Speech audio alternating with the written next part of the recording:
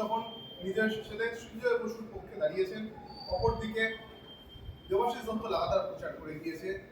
নিজেদের যে কাজ সেই কাজকে তুলে ধরেছেন পরবর্তী যে কামিং ইলেকশন, সেই ইলেকশনে নিজেদের পক্ষে প্রচারের ব্যানার এতদিন পর্যন্ত কিন্তু আমরা সত্যজিৎ চ্যাটার্জি, মানুষ মহসেন এবং দেবাশিস দত্তেরই ছবি বিভিন্ন ব্যানারে দেখেছি। তবে আজকে সংযোজিত হয়েছে অঞ্জন মিত্র, যে অঞ্জন মিত্রর মেয়ে শৈলী চৌবে দেবাশিস দত্তের সঙ্গে রয়েছেন এবং অঞ্জন মিত্রর হাত ধরে কিন্তু দেবাশিস দত্তের উত্থান।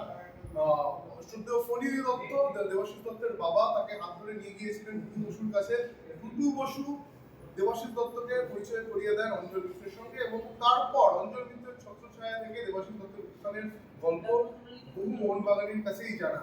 তবে আজকে যেভাবে অঞ্জন মিত্রের এই ব্যানারকে দেবাশিস দত্ত ব্যবহার করছেন নিজের প্রচারে, সেটা যেমন একদিক থেকে দেবাশিস দত্তের মাস্টার স্ট্রোক, তেমনই সঞ্জয় বসুর পক্ষে যেমন টুটু বসু এই ব্যানার প্রমাণ করে দিচ্ছে মিত্র পরিবারের ছায়া এবং আশীর্বাদ যে দেবাশিস দত্তের সঙ্গে রয়েছে, তা কিন্তু অঞ্জন মিত্রের ছবি ব্যবহার করে বুঝিয়ে দিচ্ছেন দেবাশিস দত্ত। তিনি কি বলছেন সম্পূর্ণ বিষয়টা নিয়ে শুনে নিন। দেবাশিস দা, আজকে একটা নতুনত্ব দেখা গেল আপনার নির্বাচনী প্রচারের যে ব্যানার, সেই ব্যানারে সংযুক্ত হয়েছে অঞ্জন মিত্রর ছবি। আমরা প্রত্যেকে জানি যে অঞ্জন মিত্রর হাত ধরে আপনার বেড়ে ওঠা। টুটু বসু আপনাকে নিয়ে এসেছিলেন ক্লাবে, আপনার শ্রদ্ধেয় বাবা ফণী দত্ত তার হাতে আপনাকে সঁপেছিলেন এবং তারপর অঞ্জন মিত্র আপনাকে তৈরি করেছেন। এই নির্বাচনী প্রচারের মাঝে অঞ্জন মিত্র ছবি ব্যানারে লাগানো, এটা কি কোনো স্ট্র্যাটেজি নাকি তার প্রতি শ্রদ্ধা নিবেদন? না, স্ট্র্যাটেজি নয়, আমাদের কোনো স্ট্র্যাটেজি ব্যাপার নয়। অঞ্জনদাকে আমাদের অ্যাকচুয়ালি আমরা যে কী করছি কী করবো সেটা আমরা 22 তারিখে আপনাদের সামনে তুলে ধরবো এবং সব সদস্যদের সামনে।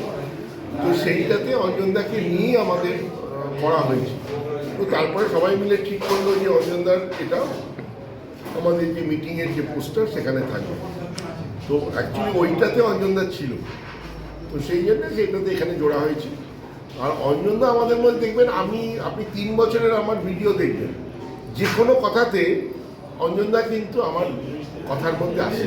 মানে আমি মোহনবাগান ভাবতেই পারি না অঞ্জনদাকে বাদ দিই।